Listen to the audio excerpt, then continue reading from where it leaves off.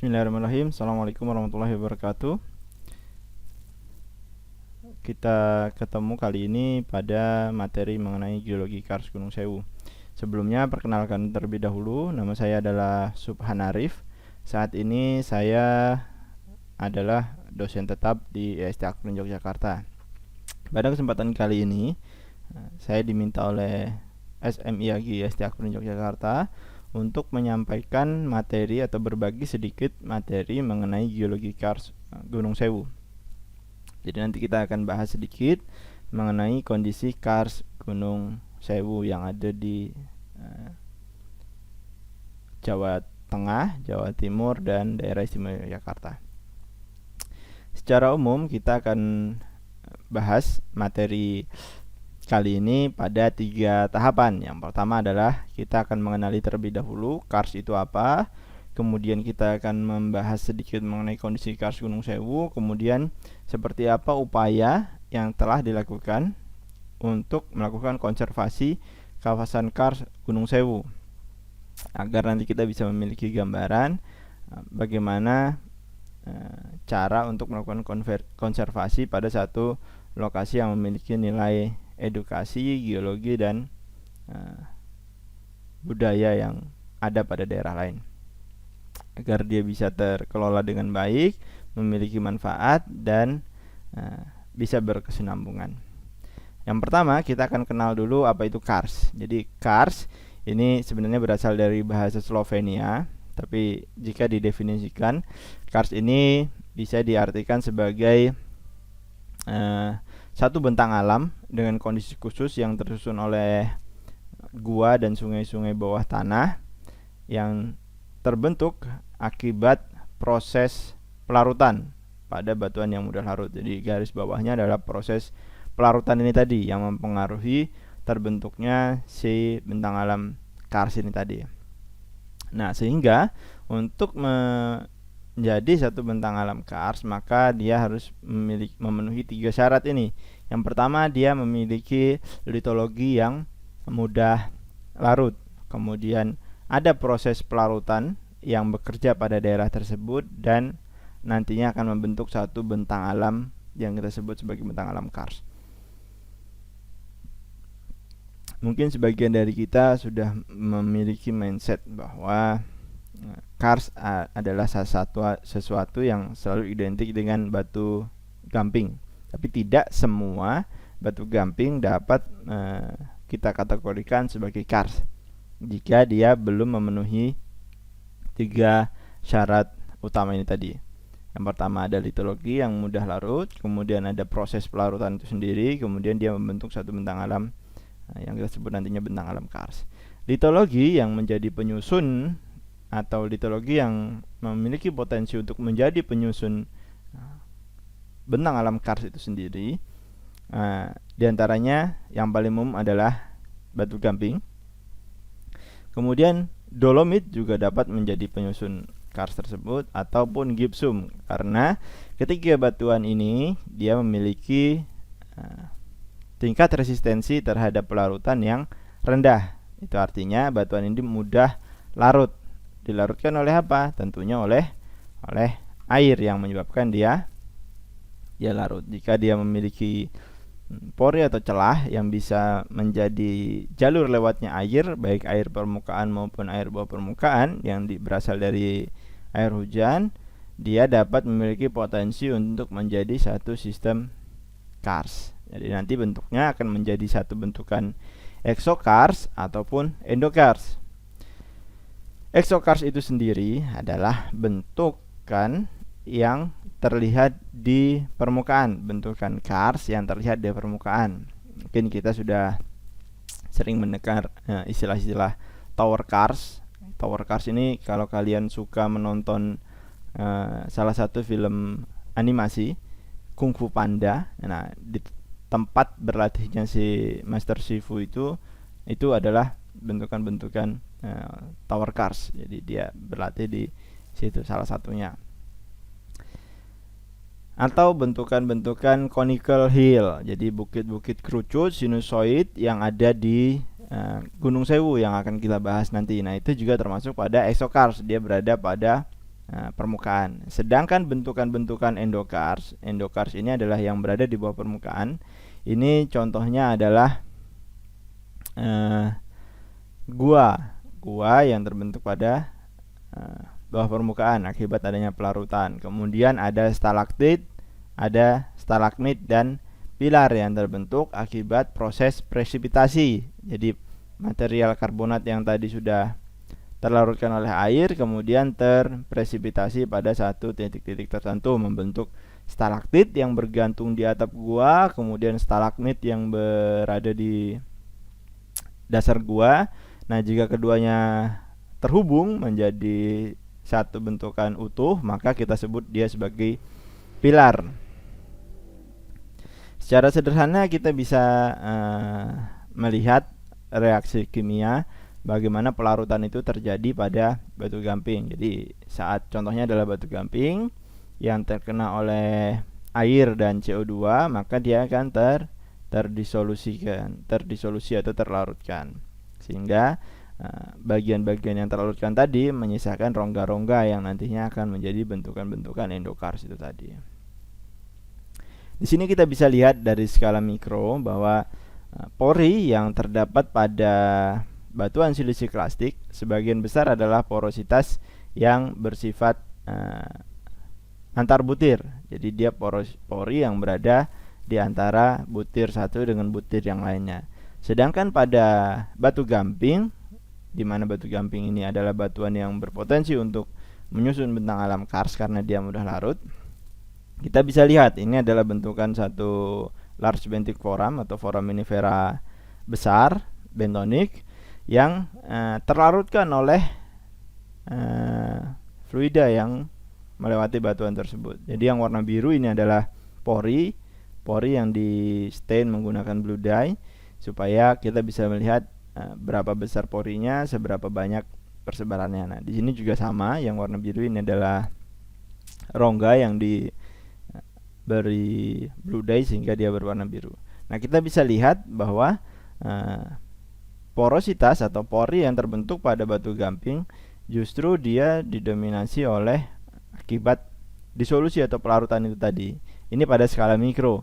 Jika kita lihat ini pada skala besarnya, maka kita bisa lihat bentukan-bentukan seperti ini adalah bentukan-bentukan gua-gua atau sungai bawah tanah jika dia terisi oleh sungai yang terhubung satu sama lain menjadi satu sistem gua atau satu sistem sungai bawah tanah. Nah, ini nanti yang menjadi perbedaan bagaimana kita mencari sumber daya air bawah tanah yang berada pada batuan silisiklastик dan berada pada sistem kars.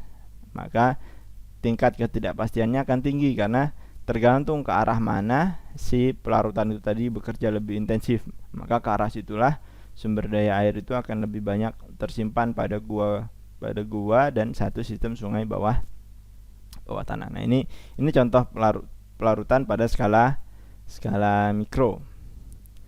Nah, untuk terjadinya pelarutan itu tadi perlu diawali oleh sesuatu. Jadi sebelum fluida atau air tadi masuk ke dalam batu gamping yang nantinya akan dilarutkan, akan terlarut oleh fluida tersebut atau batuan yang akan berpotensi menjadi bentang alam kars tadi, itu harus diawali oleh sesuatu yang menyebabkan jalan bagi fluida tadi adalah adanya rekahan pada batuan. Nah, rekahan ini salah satunya disebabkan oleh adanya deformasi baik tektonik maupun yang lainnya.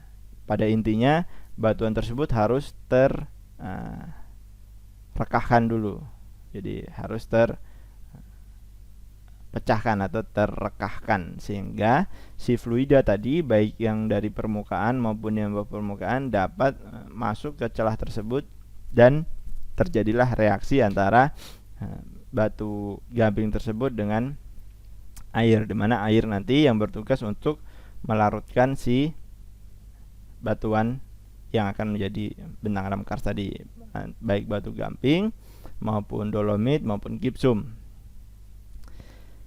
Nah, air yang ada di permukaan dan air bawah permukaan ini tadi masuk melalui celah-celah rekahan dan menyebabkan terjadinya pelarutan pada batuan yang mudah larut atau batu gamping tadi. Awalnya kecil, sedikit demi sedikit dia akan membesar, kemudian terhubung menjadi satu sistem konduit yang menjadi satu gua dan satu sistem sungai bawah tanah. Nah, ini akan terhubung antara satu dengan yang lainnya. Yang awalnya tadi belum terhubung, satu rekahan dengan rekahan yang lainnya, semakin lebar, maka dia akan berekspansi secara vertikal maupun horizontal untuk mengembangkan sistem sungai bawah tanahnya. Jadi semakin banyak suplai airnya, maka dia akan semakin cepat terlarutkan dan akan semakin memperluas atau memperpanjang dari sistem gua maupun sistem sungai bawah tanah tersebut. Nah, itu nanti akan menjadi satu sistem bentang alam yang kita sebut sebagai karst. Nah, setelah gua-gua ini tadi terbentuk, maka tanah yang ada di atasnya, yang di permukaan atau batuan yang ada di permukaan menjadi tidak stabil karena penopangnya sudah terlarutkan. Nah, akibat penopang ini tadi terlarutkan oleh adanya bentukan-bentukan gua dan sungai bawah tanah yang intensif terbentuk, maka akan terjadi amblesan di permukaan. Ini yang kita sebut sebagai sinkhole. Nah, kalau kalian coba bermain ke daerah Gunung Sewu, maka akan mendapatkan sinkhole seperti ini. Nah, ini akibat subsidence atau collapse dari si batuan yang di bawahnya sudah tidak ada lagi menopang akibat terlarutkan oleh sistem gua bawah tanah ini. Nah, ini semakin ekspansi, semakin besar, semakin luas dan semakin panjang sehingga membentuk satu sistem sungai bawah tanah dan satu sistem gua yang cukup panjang, bisa berkilo-kilometer panjangnya. Nah, selain dia menyebabkan amblesan, aktivitas pelarutan seperti ini juga bisa menyebabkan satu sistem sungai permukaan menjadi hilang atau terputus tiba-tiba. Karena misalnya di sini ada jalur sungai yang tadinya melewati permukaan ini, kemudian di sini ambles, maka sungai ini akan terputus di sini. Dia putus, kemudian airnya bukan lagi mensuplai ke hilir dari sungai tersebut, melainkan mensuplai ke sistem sungai bawah tanah. Nah, entah nanti dia sistem sungai bawah tanahnya akan keluar di bagian mana, itu hal lain. Tapi sungai yang ada di permukaan seringkali hilang pada satu titik, dia masuk ke sinkhole itu tadi dan menjadi suplai bagi sungai bawah tanah yang ada di jaringan gua-gua yang ada di daerah karst tersebut.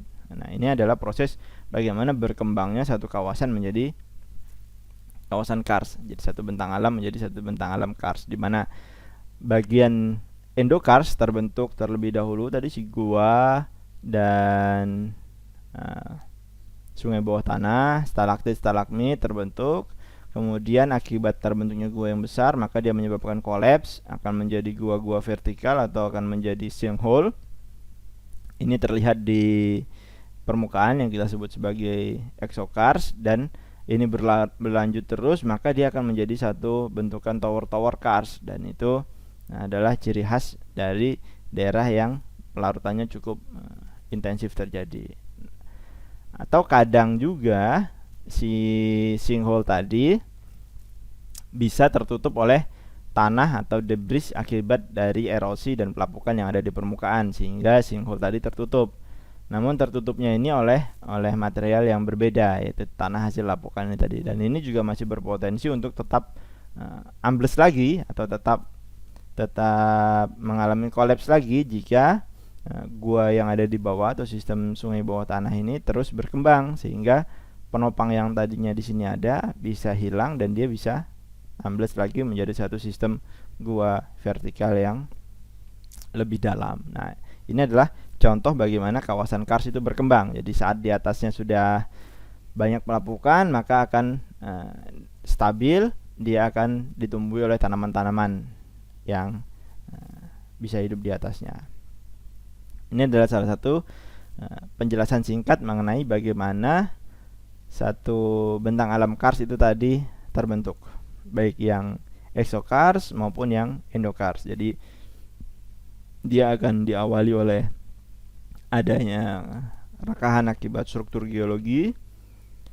Struktur geologi tadi terlewati oleh fluida atau air yang akan melarutkan si batuan. Dalam hal ini adalah batu gamping, kemudian dia larut, dan celah-celah kecil akibat larutan tadi, akibat disolusi yang menghilangkan material batu gamping pada celah tersebut semakin melebar,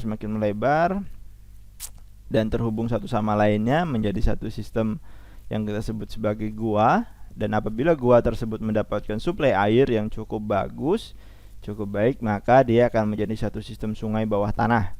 Nah, satu sistem sungai bawah tanah tadi, saat dia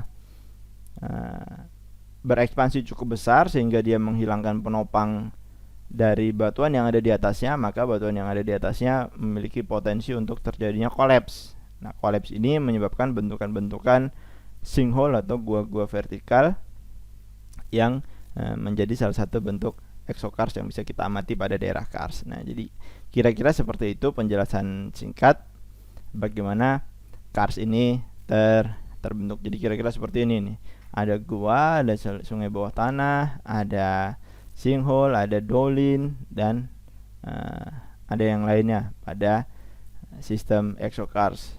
Dan sistem endokars, pada gua kita bisa melihat adanya stalaktit dan stalagmit atau pilar yang terhubung antara stalaktit dan stalagmit.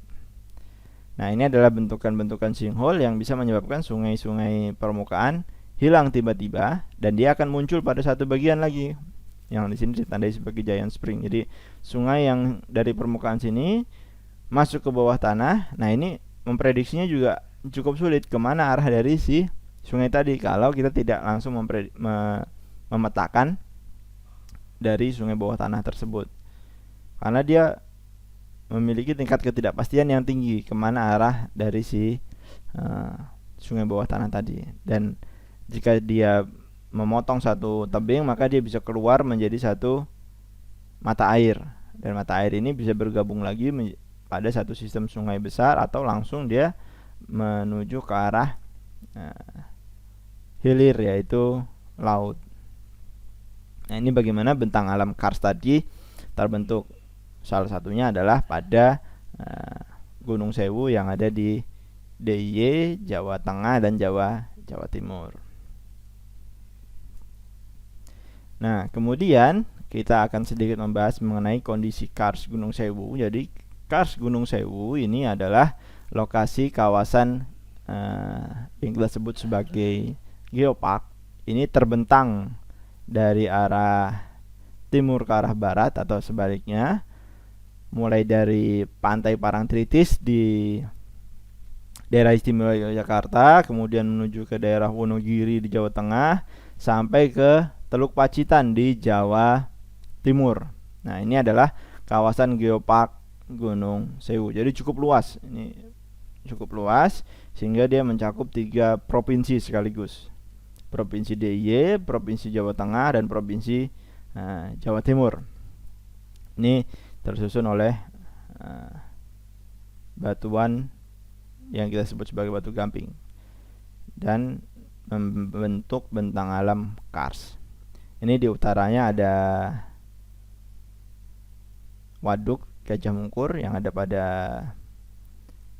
Kabupaten Wonogiri, Jawa Tengah. Dan ini ada Teluk Pacitan.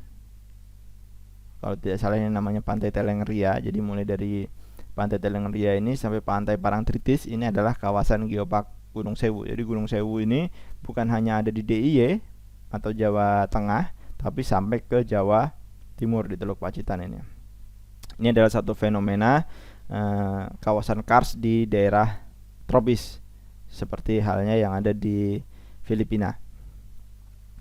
Di Indonesia tidak hanya di Gunung Sewu, ada mulai dari Taman Nasional Gunung Leuser sampai di sebelah timur Indonesia, Maluku, dan kalau tidak salah di Papua juga ada kawasan kars. Jadi ini adalah salah satu kawasan kars yang ada di Indonesia dan di Pulau Jawa. Nanti kita akan sedikit melihat bagaimana. Nah, kawasan Kars Gunung Sewu, dari istilah Kars tersebut kita tadi sudah membahas bahwa dia tersusun oleh batuan berupa batuan karbonat atau batu gamping. Nah, ini adalah peta geologi yang menggambarkan persebaran batu gamping mulai dari Pantai Parangtritis ini sampai ke Teluk Pacitan di sini. Nah, ini adalah batu gamping yang menyusun formasi Wonosari. Kita kenal dengan formasi Wonosari yang menjadi salah satu poin pelengkap dari syarat adanya bentang alam Kars, yaitu litologinya. Litologinya adalah batu gamping. Jadi sekitar 2 juta tahun yang lalu, kawasan batu gamping ini berada di bawah permukaan laut. Ya, kira-kira dengan kedalaman maksimal 40 meter. Kemudian terangkat ke permukaan menjadi batu gamping. Jadi Kars itu adalah salah satu indikasi bahwa batu gamping tersebut telah terekspos atau tersingkap ke permukaan. Jadi untuk batu gamping itu terbentuk menjadi Kars, syaratnya harus dia tersingkap ke permukaan. Kalau dia tidak tersingkap ke permukaan, maka dia tidak akan membentuk satu kawasan atau bentuk bentang alam Kars, atau dia tidak akan memiliki kesempatan untuk terjadinya pelarutan itu tadi.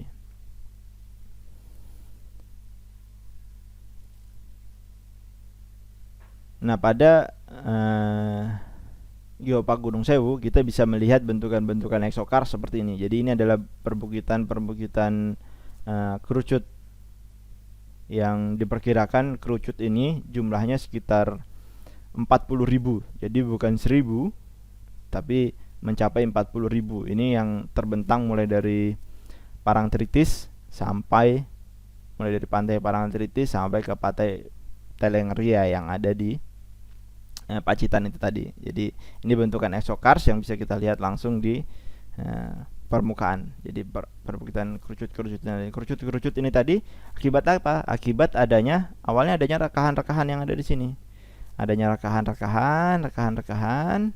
Ini senior saya dulu pernah melakukan penelitian di Pegunungan Sewu yang ada di daerah istimewa Yogyakarta, bahwa bentukan-bentukan kerucut gunung seperti ini atau conical ini dia memiliki kelurusan karena memang diawali oleh adanya rekahan-rekahan. Jadi rekahan ini semakin berkembang, dia menyisakan bentukan kerucut-kerucut seperti ini. Yang bagian sininya terlarutkan, bagian ini terlarutkan, bagian ini terlarutkan, sehingga dia menyisakan bentukan kerucut yang bisa kita amati sekarang. Nah, ini adalah ciri dari bentang alam Kars. Dia memiliki kerucut-kerucut batu gamping seperti ini, atau kita sebut sebagai conical hill, perbukitan kerucut yang bentuknya sinusoid ini. Sinusoid. Nah, di Pegunungan Sewu atau di Gunung Sewu jumlahnya ini sekitar 40 ribuan, maaf.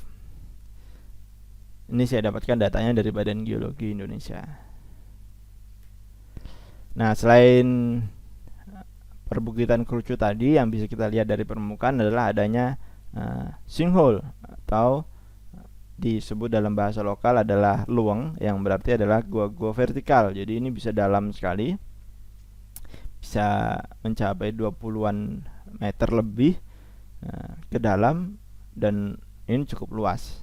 Bentukan sinkhole-nya ini cukup luas, bukan 1-2 meter ini bisa puluhan meter lebarnya. Jadi ini adalah sinkhole yang diakibatkan oleh kolapsnya si batuan penutup yang ada di permukaan ini akibat berkembangnya sistem gua atau sungai bawah tanah yang ada pada daerah yang disusun oleh batu gamping ini tadi. Nah, ini adalah bentukan Kars yang bisa kita amati di Gunung Sewu di selatan Yogyakarta maupun selatan Wonogiri atau Pacitan bagian selatan.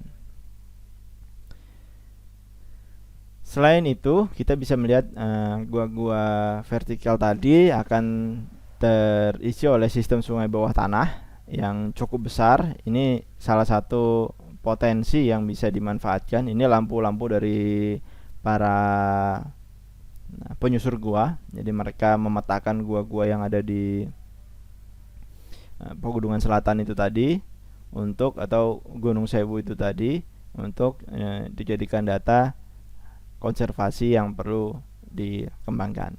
Nah, sistem-sistem sungai bawah tanah ini tadi selain menjadi potensi untuk sumber daya air, dia juga berpotensi untuk pengembangan daerah berupa geowisata atau wisata alam itu tadi. Dan ini panjangnya bisa berkilometer, tidak hanya 1-2 meter. Salah satu sungai bawah tanah yang dimanfaatkan untuk wisata adalah yang paling terkenal seperti Gua Pindul contohnya.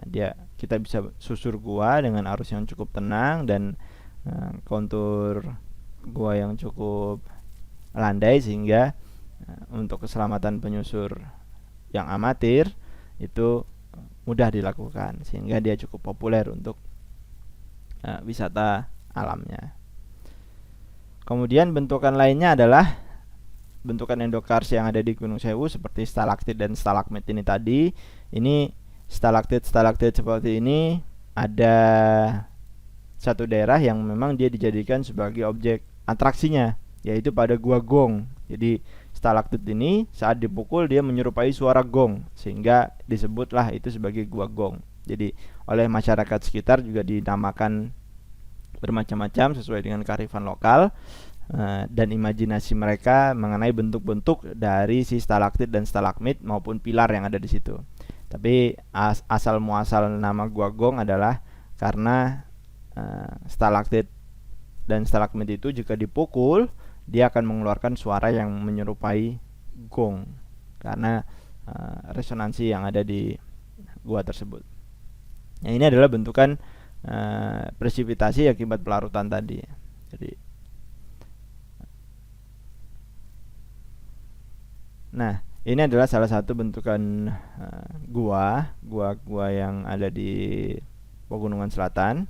Ini adalah bentukan gua horizontal seperti yang sudah saya sampaikan tadi, bahwa salah satunya adalah Gua Pindul yang cukup terkenal untuk melakukan susur gua. Nah, ini di sini adalah para wisatawan yang sedang melakukan susur gua untuk menikmati atraksi wisata alam ini tadi.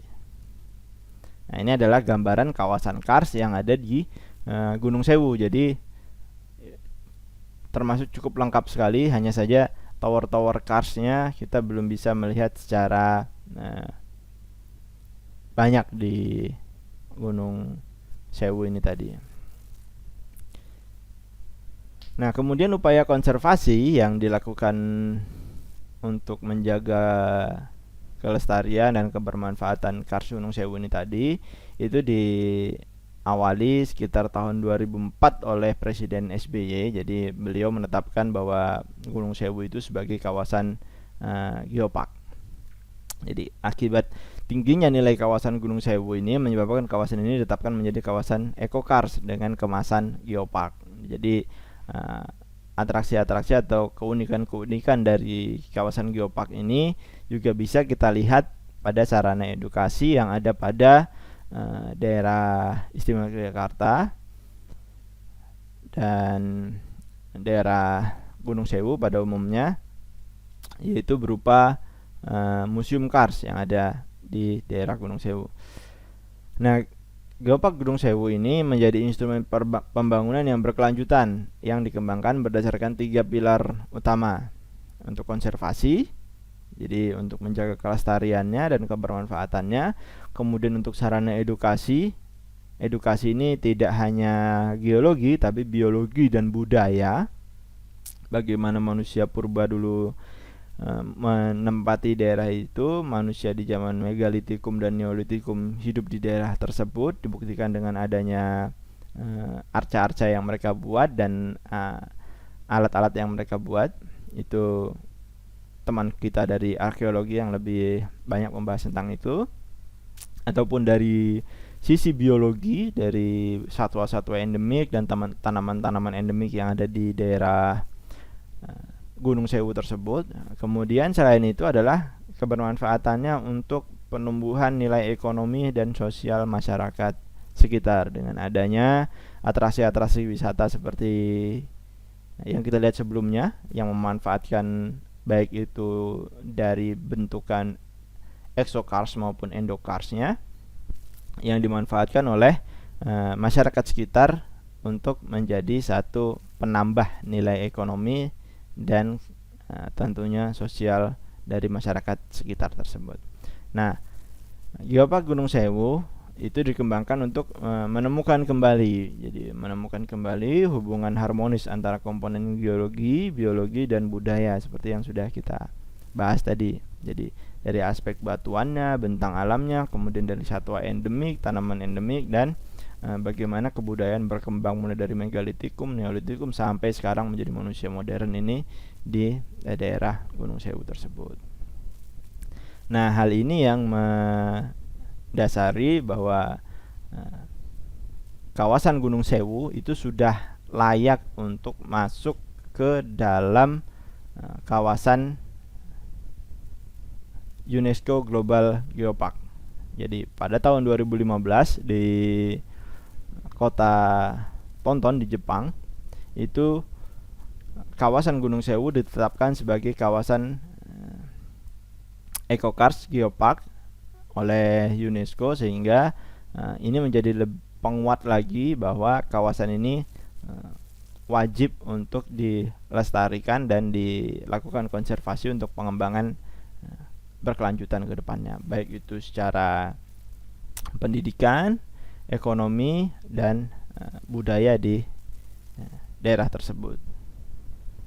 Karena jika 3 pilar itu tadi tidak terpenuhi, maka tidak akan disetujui oleh UNESCO untuk menjadi salah satu kawasan global geopark. Itu pernah terjadi pada satu daerah di Indonesia juga saat mengusulkan, ternyata UNESCO masih belum menemukan adanya peningkatan nilai ekonomi dan sosial budaya pada masyarakat daerah tersebut akibat adanya geopark tersebut. Jadi geopark itu harus juga mendukung aspek sosial ekonomi masyarakat sekitar. Jadi kawasan Gunung Sewu yang ditetapkan sebagai UNESCO Global Geopark itu tadi itu masuk ke 3 wilayah. Di bagian barat ada Provinsi DIY mulai dari Parangtritis tadi, kemudian di Jawa Tengah itu adalah pada Kabupaten Wonogiri, kemudian di Jawa Timur itu pada Kabupaten Pacitan. Ya, jadi kira-kira seperti itu pengenalan singkat kita kepada kawasan Geopark Gunung Sewu. Semoga materi ini bisa memberi manfaat bagi kita semua, dan apabila kalian memiliki sesuatu yang perlu didiskusikan atau memiliki sedikit masukan atau banyak juga boleh kepada SM Yagi Yesti Akrin atau ke saya pribadi mengenai pembahasan kita atau topik kita kali ini. Kalian bisa menghubungi saya melalui nomor handphone pribadi saya yang tertera di sini atau melalui alamat surat elektronik yang saya miliki di sini. Jadi mungkin itu yang bisa saya sampaikan pada kesempatan kali ini. Terima kasih atas perhatian kalian. Semoga ini bermanfaat dan menjadi amal bagi kita semua. Selamat berjumpa kembali. Assalamualaikum warahmatullahi wabarakatuh.